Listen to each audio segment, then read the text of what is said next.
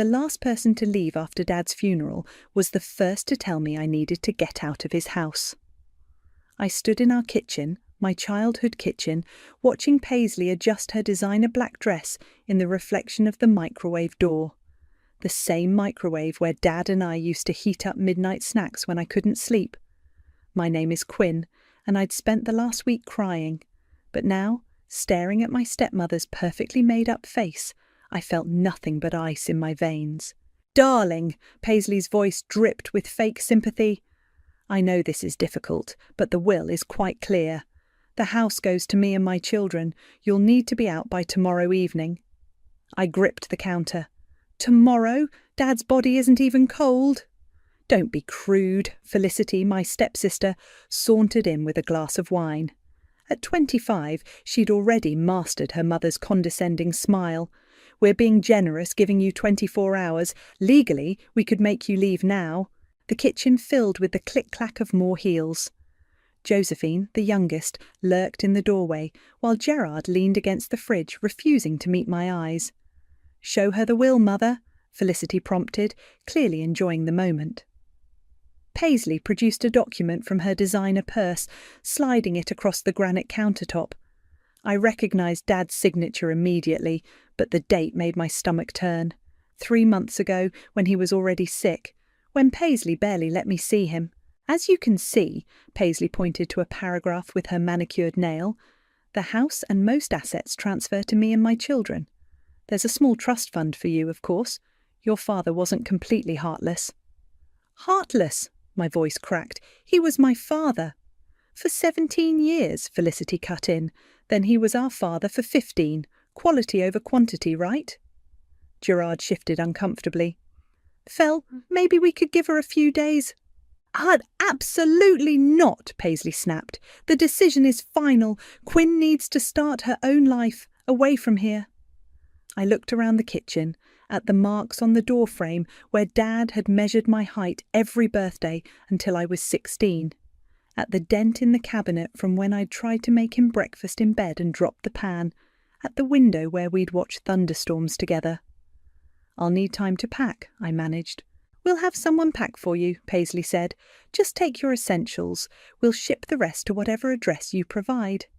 Josephine stepped forward, her voice small. "Quinn, I saved you some of the photo albums." "Josie," Paisley warned, and the girl retreated.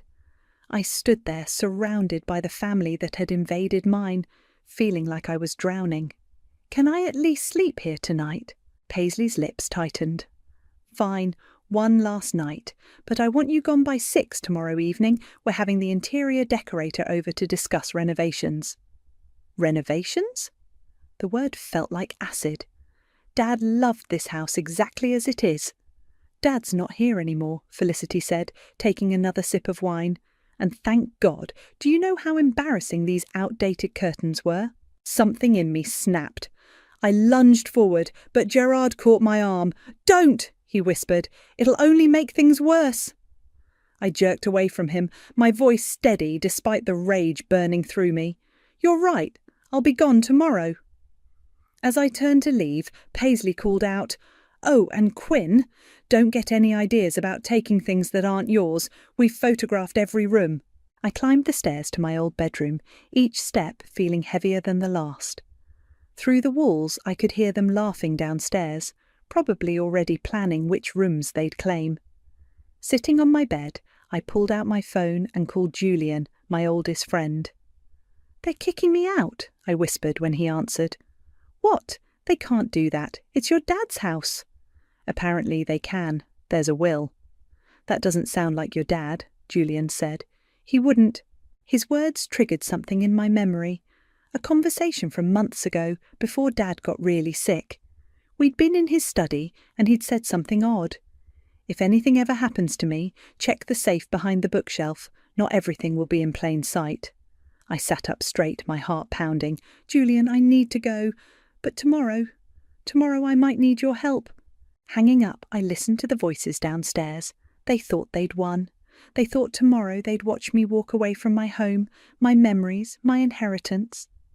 But Dad had taught me one thing above all else: always have a backup plan. I waited until midnight when the house grew quiet. It was time to visit his study. The floorboard outside Dad's study always creaked. I'd memorized its exact location years ago, tiptoeing past it countless times during late-night raids to his candy stash. Tonight, I stepped over it carefully, listening for any movement from the other bedrooms. Silence. The study door wasn't locked. Paisley probably thought she'd already won. Moonlight filtered through the windows, casting shadows across Dad's leather chair, his collection of first editions, the chess set where he'd taught me to play. I closed the door behind me and clicked on my phone's flashlight.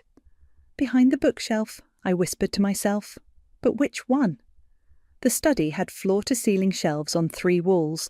I ran my fingers along the spines of his books, remembering how he'd read to me here. The memories threatened to overwhelm me, but I pushed them back. "Focus, Quinn!" A soft knock made me jump. "It's just me," Gerard whispered, slipping inside. "Need help?" I aimed my flashlight at his face. "Why would you help me?" He shifted uncomfortably.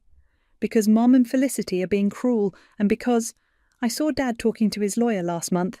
He seemed worried." "What lawyer?" "Franklin something.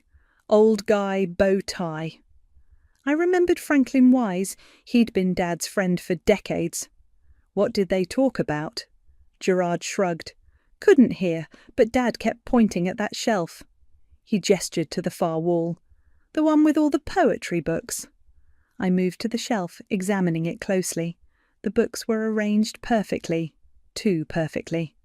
"Help me pull it forward." Together, we gripped the edges of the shelf and pulled.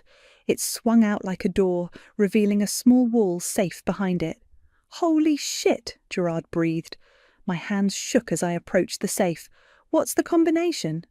"No idea, but knowing Dad." Gerard trailed off. "Knowing Dad, it would be something meaningful." I thought for a moment, then tried my birthday. Nothing. "Try Mum's death date," Gerard suggested quietly. I looked at him sharply. He'd never acknowledged my mother before.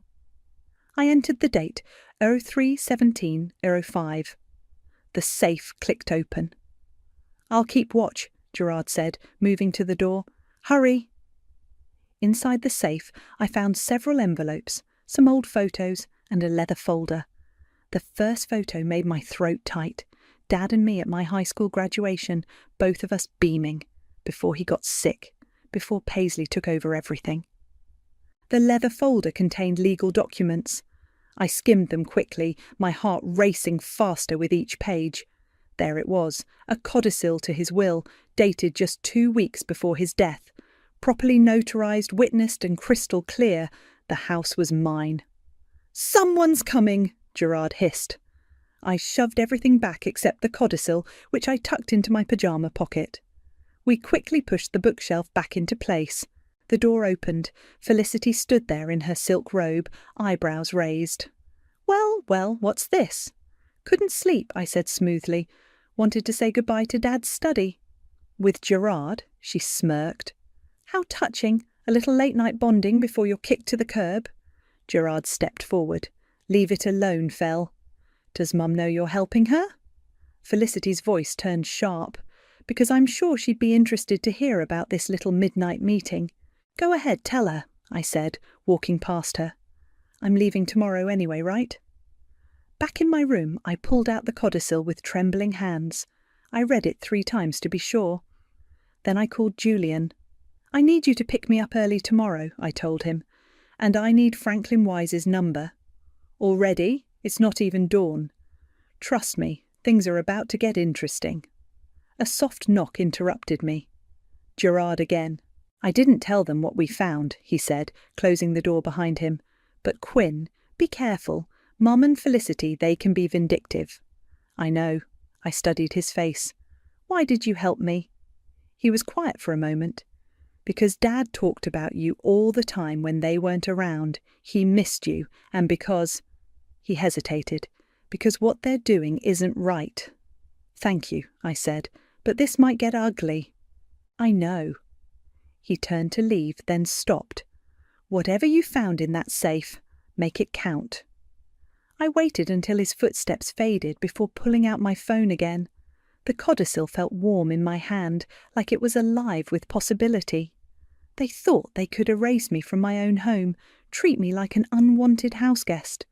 But Dad had left me one last gift: the power to fight back. I dialed Franklin's number, watching the sun rise outside my window. It was time to show them what happened when you underestimated John Perry's daughter. Franklin's office hadn't changed in 15 years. Same leather chairs, same brass desk lamp, same bow tie. He studied the codicil through his reading glasses while I sat across from him, trying not to fidget. "This is legitimate," he said finally. "Your father came to me directly, insisted on updating his will. He knew Paisley was influencing things." "Influencing?" I leaned forward. Franklin removed his glasses. "Your father discovered that Paisley had been meeting with another lawyer, Marcus Reed. She convinced your father to sign a new will when he was heavily medicated, the one she showed you yesterday." "That's illegal," Julian said from the chair beside me. "Highly unethical, certainly." Franklin pulled out another document. "I have proof of the meetings and the medication logs from your father's nurse, but your father didn't want a legal battle while he was sick. Instead, he made this codicil." My hands clenched. "So the house is mine?" "Legally, yes. The codicil supersedes the previous will. But Quinn—" He hesitated. "Paisley won't leave quietly." "Good," I said. "I don't want quiet." Julian touched my arm. "Quinn, maybe we should just present the codicil formally, let the lawyers handle it." I shook my head. They humiliated me at Dad's funeral, made me feel like a stranger in my own home. I want them to feel what that's like.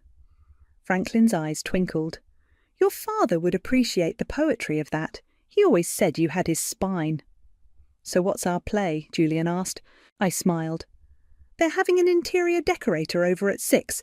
Perfect time for a family meeting, don't you think?" Franklin nodded slowly. "I'll arrive at 6:30. That should give them time to get comfortable. But Quinn, be careful. People like Paisley when they're cornered." "They bite," I finished. "I'm counting on it." Back in Julian's car, he turned to me. "You're enjoying this a little too much. You didn't see Felicity's face when she told me to get out, or hear Paisley talking about renovating Dad's study before he was even buried.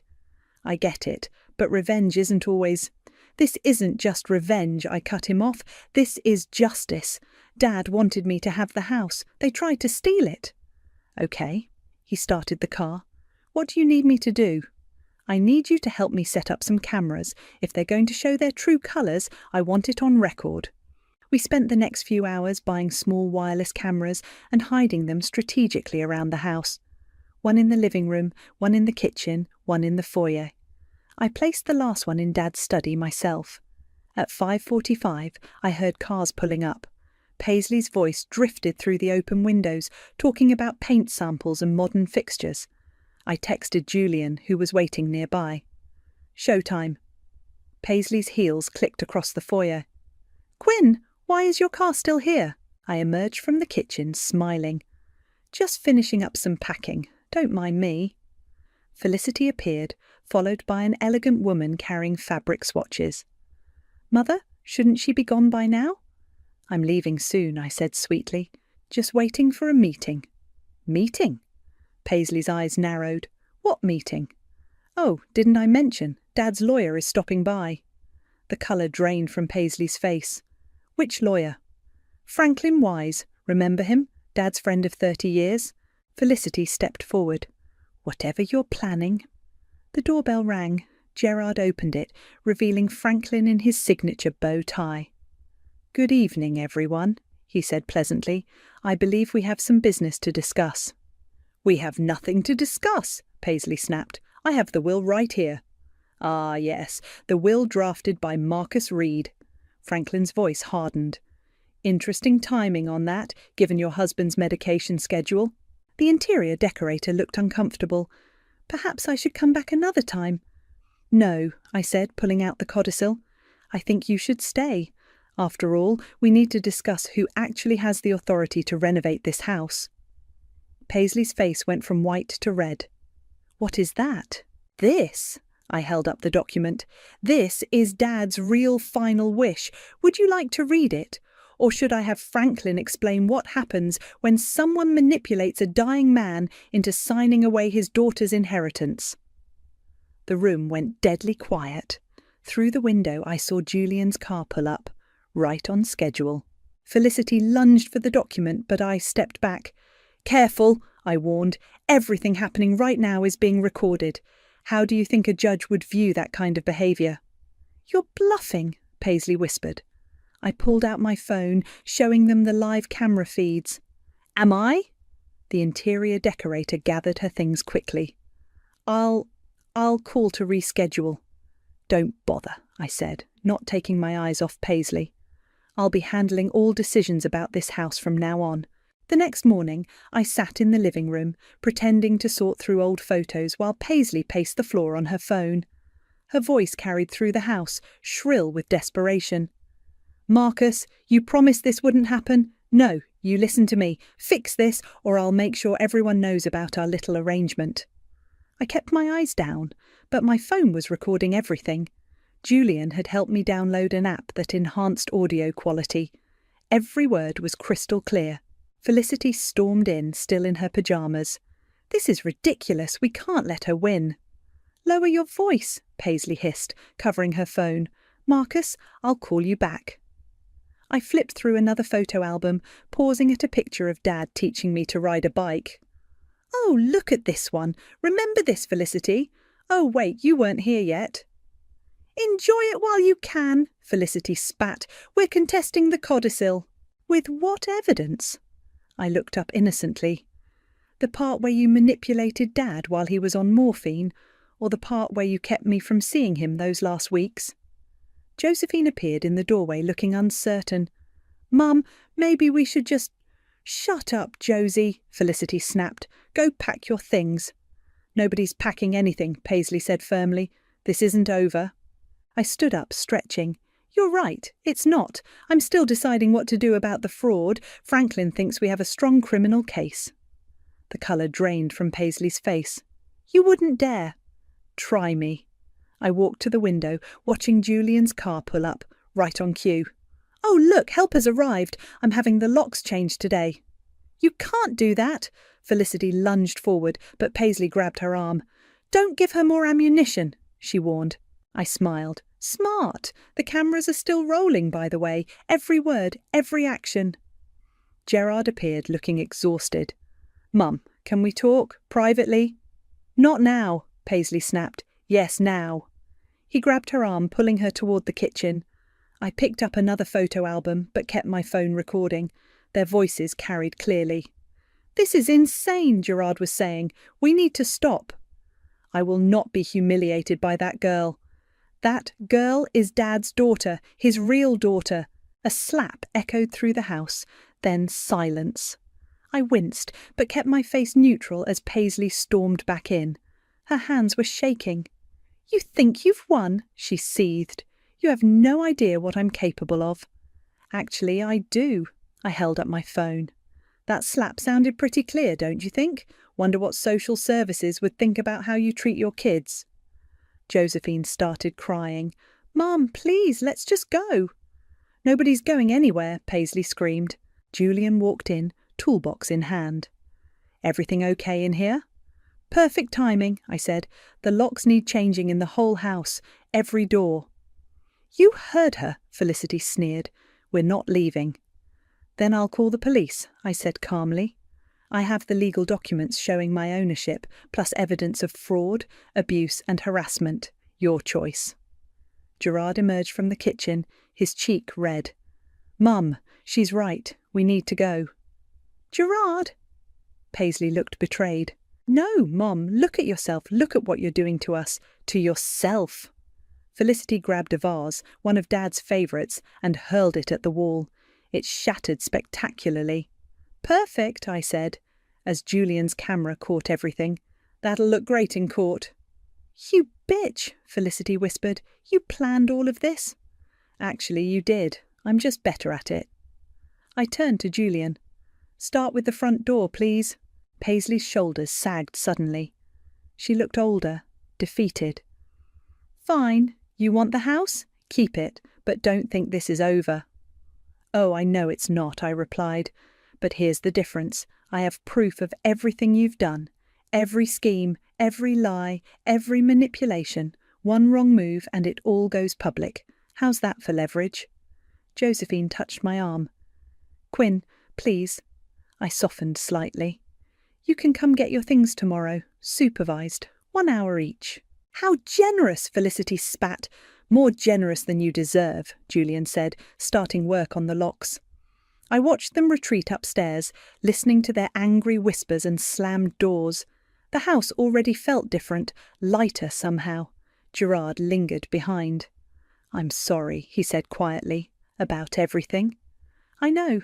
I touched his arm gently. You can come back too, just not with them. He nodded and followed his family upstairs. I sat back down with the photo albums, running my fingers over Dad's smiling face. See, I whispered, I told you I'd fix it. The sound of packing and cursing drifted down from above, but for the first time since Dad died, I felt at peace. The house was mine, justice was mine, and this was just the beginning. The next day, I sat in Dad's study while Franklin supervised the moving out process. Each family member had their designated hour, and Felicity was up first. The sounds of her stomping around upstairs made the chandelier shake. She's doing it on purpose, Julian muttered from his spot by the window. Let her, I said. Every tantrum is more evidence. A crash echoed from above, followed by Felicity's voice. Oops, was that Quinn's old cheerleading trophy? Franklin sighed. I'll add it to the list of damaged property. My phone buzzed. A text from Gerard. Mum's meeting with another lawyer, planning something big. Before I could respond, Paisley swept into the study, uninvited. We need to talk. Your hour isn't until 3, I said, not looking up from Dad's desk. This isn't about moving. She perched on the leather chair across from me. I have a proposal. Julian stepped closer, phone ready to record. Half? Paisley said. We split everything 50-50, the house, the assets, everything. I laughed. You're not in a position to negotiate. No, she leaned forward. What if I told you there are things about your father you don't know, things that could damage his reputation? The room went quiet except for Felicity's continued stomping upstairs. Are you threatening to slander my dead father? I kept my voice steady. I'm offering you a chance to protect his memory. Paisley's smile was razor-sharp. Those last months he was confused, said things, wrote things. Would be a shame if those ramblings became public. Franklin cleared his throat. Mrs. Perry, I advise you to consider your next words carefully. Stay out of this, Franklin. She turned back to me. What's it going to be, Quinn? Share the house or watch your father's legacy burn? I opened Dad's desk drawer slowly, pulled out a small recorder. Thank you for that confession. Want to add attempted blackmail to the fraud charges? Her face contorted. You little... Mother! Gerard appeared in the doorway. Stop, please. Always taking her side, she hissed. No, he said firmly. I'm trying to stop you from making things worse. We already lost Dad. Don't make us lose everything else. Josephine appeared behind him, tears in her eyes. Mum, please, let's just go. A thud from upstairs made us all jump. Felicity appeared on the stairs, dragging a massive painting. If we can't have the house, we're taking grandmother's art. That stays, I stood up. Family heirlooms remain with the house. Family? Felicity laughed hysterically. You're not family, you're just the leftover from Dad's first marriage. Felicity, Gerard shouted, but she was on a roll. You think you've won? You think this makes you special? Dad only kept you around out of guilt. Everyone knows he loved us more. The room went deadly silent. Even Paisley looked shocked. I walked to Felicity slowly, calm and collected. You want to know what Dad really thought? Read this. I pulled out a letter from my pocket, one I'd found in the safe. His last words to me. Go ahead. Her hands shook as she read. Her face went from smug to pale. What does it say? Josephine whispered. Felicity crumpled the paper. He's lying. He was sick. He didn't know.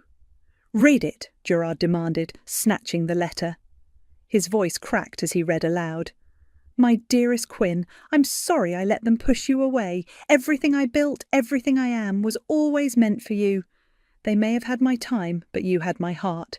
Don't let them take what's yours. Love, Dad. Paisley grabbed the letter. This proves nothing. It proves everything, Franklin said quietly, along with the videos, the recordings and the medical records. Quinn, shall I call the police? Josephine burst into tears. Gerard put his arm around her. No, I said finally. Just get out, all of you. Take your clothes, your personal items. Everything else stays. You can't, Felicity started. I am. You have 30 minutes. Anything left behind gets donated. Paisley straightened her spine. This isn't over. Yes, it is. I sat back at Dad's desk. Unless you want those fraud charges after all? They filed out slowly, Felicity cursing, Paisley rigid with fury. Josephine paused at the door. I'm sorry, she whispered. I didn't know. Go with them, Josie, I said gently. But remember this feeling. Remember what happens when you follow the wrong people. Gerard was last. The letter? Did he really write that? I met his eyes. What do you think? He nodded slowly and left. Julian started a timer on his phone. 30 minutes. I looked around Dad's study at the empty spaces where Felicity had already grabbed things, but it didn't matter. The house was mine. His legacy was safe. And my revenge? It tasted exactly like justice. The house felt enormous that night. Every room echoed with emptiness, despite still being fully furnished. I wandered from space to space, touching familiar objects, trying to feel triumphant. Instead, I just felt hollow. The doorbell rang at midnight. I checked the security camera. Gerard stood on the porch, hands in his pockets. You shouldn't be here, I said through the door. I know, but I need to talk to you. I opened the door but blocked the entrance. If Paisley sent you, she doesn't know I'm here. He looked exhausted. Can I come in, please? Against my better judgment, I stepped aside. We walked to the kitchen, where I'd already cleaned up all traces of them. Their coffee mugs, their fancy tea containers, their pretentious organic snacks. Want some hot chocolate? I asked. Dad's secret recipe. With the tiny marshmallows? Is there any other way? For a moment it felt almost normal, like we were actually siblings who grew up together, not strangers forced into a family. They're staying at the Marriott, he said, watching me heat the milk. Felicity's having a meltdown. Mum's on her 4th glass of wine. Josephine won't stop crying. Not my problem. I know. He accepted the mug I handed him. But Quinn, there's something you should know about the day Dad signed that will. I gripped my mug tighter. I don't want to hear, you need to. His voice was firm. I was there. Mum told me to keep you busy, to take you to lunch, remember? I did remember. It had seemed so innocent at the time. While we were gone, she brought Marcus to the hospital. He was having a bad day, really bad. The nurses had just given him morphine. Stop, I whispered. He kept asking for you, but Mum told him you were too busy, that you didn't want to see him. She made him think. The mug slipped from my hands, shattering on the floor. Hot chocolate splashed everywhere. Don't move, I said automatically, grabbing paper towels, just like Dad used to say whenever we spilled something.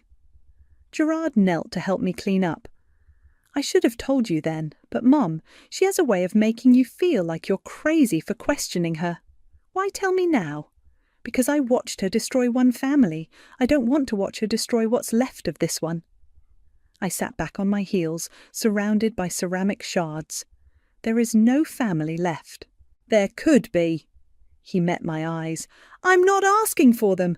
I'm asking for me. And for Josephine. She's just a kid, Quinn. She doesn't understand any of this. She's 18. She's terrified. Mum's already talking about lawsuits, private investigators, digging up dirt on you and Dad. I stood up, throwing the paper towels away. Let her try. Quinn, please, you won your house back. You proved Dad loved you most. Isn't that enough? Enough? I spun around. They tried to steal everything from me. They kept me from my dying father. I know. He stood too. And they were wrong. But this revenge, it's changing you. You're starting to sound like them. The words hit harder than I expected. Dad used to say something similar about Paisley. Bitterness changes people, Quinn, makes them ugly inside. My phone buzzed. A text from Josephine. I miss you. And Dad. I'm sorry. Gerard watched me read it. She means it, you know. She's different from them. Different enough to testify about what really happened with that will? He stepped back. That's what this is about. You're building a case. I'm protecting myself. No, you're becoming exactly what they accused you of being. He headed for the door. Maybe you did win, Quinn, but at what cost? The door clicked shut behind him, leaving me alone in the huge house. I looked around the kitchen, at the broken mug, the spilled chocolate, the empty chairs where a family used to sit. My phone buzzed again. Julian. You okay? Need company? I started to type, I'm fine, but stopped. The truth was, I didn't feel fine. I felt powerful and empty all at once. Come over, I texted back. Bring ice cream. I walked to Dad's study, where his chess set still sat mid-game from our last match. I'd been so focused on winning, on getting revenge, I hadn't noticed what I was becoming. The question was, could I stop? My phone lit up with another text from Josephine. Can we talk? Just us? I stared at the message for a long time, remembering how young she was when she first came into our lives. How she used to follow me around, asking about makeup and boys. Tomorrow, I typed back, coffee shop on Main, just us. Sometimes I heard Dad's voice whisper, the hardest move in chess is knowing when to step back. The coffee shop was nearly empty when Josephine walked in. She looked smaller somehow, wearing an oversized sweater and none of her usual makeup. For a moment I saw the little girl who used to beg me to braid her hair. I didn't tell Mum I was coming, she said, sliding into the booth. Smart? I pushed a vanilla latte toward her, her favourite. You remembered. She wrapped her hands around the cup. Hard to forget. You used to steal sips of mine all the time. An uncomfortable silence fell between us. Through the window, I watched leaves scatter across the parking lot. They're saying terrible things about you, Josephine finally said. About Dad, too. I expected that. Felicity wants to sell stories to the local papers about Dad being abusive, about him playing favourites. Mum's encouraging it. My hand tightened around my cup. They wouldn't dare. They would. Mum's desperate. Josephine glanced around and lowered her voice. She's been calling Dad's old business partners, trying to find dirt. And this morning I saw her with Dad's watch, the one you always loved. She said she'd make sure you never got it. The silver pocket watch? My stomach dropped. Dad had promised it to me on my 16th birthday. Josephine nodded. She gave it to Felicity to hide. I'm not supposed to know where. Why are you telling me this? Her eyes filled with tears. Because it's wrong. All of it. The lies, the schemes. I can't sleep at night. I keep seeing Dad's face. How sad he was those last weeks when he asked for you. I reached for her hand, but she pulled back. No, let me finish. I heard them, Quinn. The day they brought that lawyer. Dad was so confused, he kept calling me by your name. Mum told him you didn't want to see him, that you were too busy. He cried. My coffee turned to acid in my stomach. Josie. I should have told you then, but Mum said it was for the best, that you'd abandoned us anyway. I believed her because it was easier than admitting what we were doing. A notification popped up on my phone, a security alert from the house. Someone had triggered the back door sensor. I have to go. I stood up abruptly. Wait! Josephine grabbed my arm. There's more. Felicity hired someone. They're going to the house today, while you're here. I was already dialing Julian. Where's the watch, Josie? The old tree house in Dad's garden. Thank you. I headed for the door. Quinn? Her voice was small. I really am sorry. I know, kiddo. I managed a smile. Stay away from the house today, okay? Julian picked me up around the corner. We drove in tense silence until he said, "You called the police, right?" "Not yet. I want to catch them in the act." "That's crazy. They could be dangerous." "They're not. It's probably just Felicity being dramatic." I pointed to a car parked near my house. "See? That's her BMW." We parked down the street and approached quietly. The security app showed movement in the garden. "Got you," I whispered, leading Julian around back. We found Felicity halfway up the treehouse ladder, cursing as she struggled in her designer boots. "Looking for something?" I called out. She screamed and lost her grip. Julian rushed forward to catch her before she fell. "Get your hands off me!" She shoved him away. "Breaking and entering," I said, filming with my phone. "That's a felony, Felicity." "It's my house too." "No, it's not. And that watch you're trying to steal? Dad promised it to me years ago. I have it in writing." "You have everything in writing, don't you?" She spat. "Little Miss Perfect, Daddy's favourite." At least I didn't have to drug him to get what I wanted. She lunged at me, but Julian stepped between us. "Enough! Quinn, call the police." "No," I said, surprising myself. "Let her go." "What?" "Go, Felicity, but tell Paisley this ends now. No stories to the papers, no more schemes, or next time I press charges." She straightened her designer jacket, trying to salvage her dignity. "You think you're so much better than us?" "No," I said quietly. "I just loved him more than I hated you." She fled to her car, tires squealing as she drove away. Julian helped me retrieve the watch from the treehouse. It was still beautiful, still ticking perfectly. "You okay?" he asked as I held it. "No." I traced the inscription Dad had added years ago. "For my Quinn, who always makes time for love." You did the right thing, letting her go. Did I? I stared at the watch. Or am I just tired of fighting? Maybe both. He squeezed my shoulder. "Come on, let's get you inside before they try something else." But as we walked back, I couldn't shake the feeling that this wasn't over. Not by a long shot. The real estate agent's heels clicked against the hardwood floors as she walked through the house. "It's a beautiful property. We could list it tomorrow." I nodded, watching her measure the living room windows. Dad's watch felt heavy in my pocket as I touched the familiar walls one last time. My phone buzzed, a text from Gerard. "Mum's being served with fraud charges right now. Thought you should know." Another message followed. "It wasn't you, was it?" "No," I typed back. "Franklin did it. Said Dad made him promise." The agent's voice pulled me back. "The garden is spectacular. That treehouse might need to come down, though." "The treehouse stays," I said firmly. "It's part of the rental agreement." She raised an eyebrow. "Rental?" "Yes, I'm not selling. I'm looking for the right family to rent to. Someone who'll love this place like we did." "Like we should have," I added silently. The doorbell rang. Julian opened it before I could move. We'd developed a system after Felicity's break-in attempt.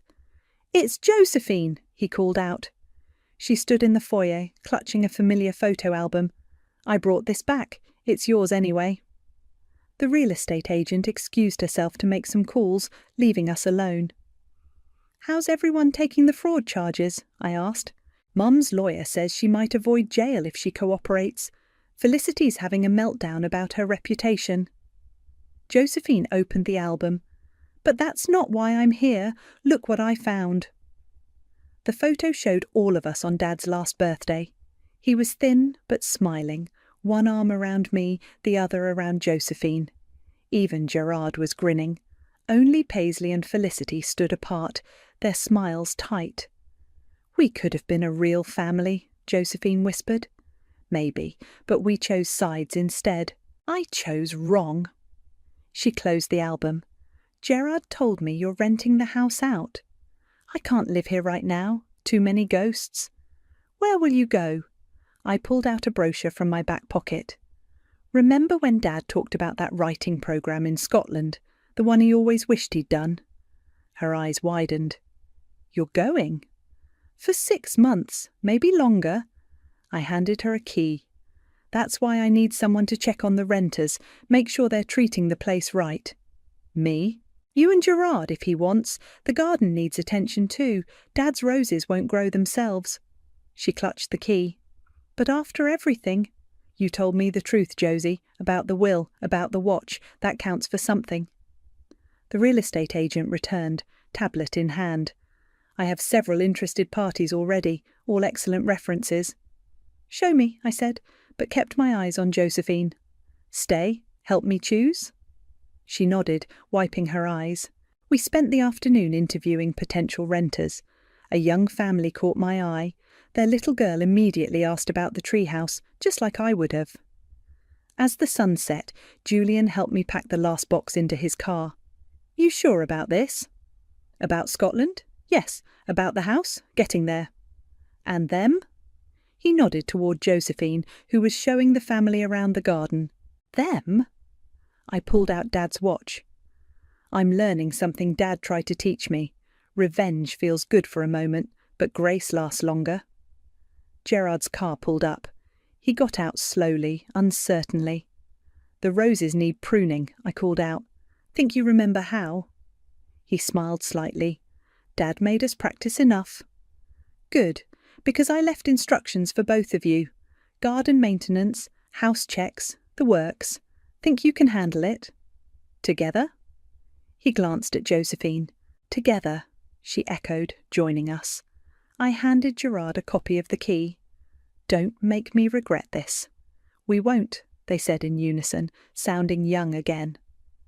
Later, as Julian drove me home, I looked at the final text from Paisley. You'll regret this, all of it. I deleted it without responding. She'd lost everything that mattered. Her reputation, her social standing, her control. My revenge had worked perfectly. But watching Gerard and Josephine in the rearview mirror, standing together in Dad's garden, I realised something. The best revenge wasn't taking everything from Paisley. It was saving what I could of the family Dad had wanted us to be. I pulled out his watch one last time, running my fingers over the inscription. The glass face reflected the setting sun, and for a moment I swore I could see him smiling. Ready? Julian asked as we turned the corner. I tucked the watch away, feeling lighter than I had in months. Yeah, I think I finally am. The house disappeared behind us, but I wasn't afraid. Sometimes moving forward means letting go, not of the past, but of the anger that chains you to it. Dad taught me that too in the end.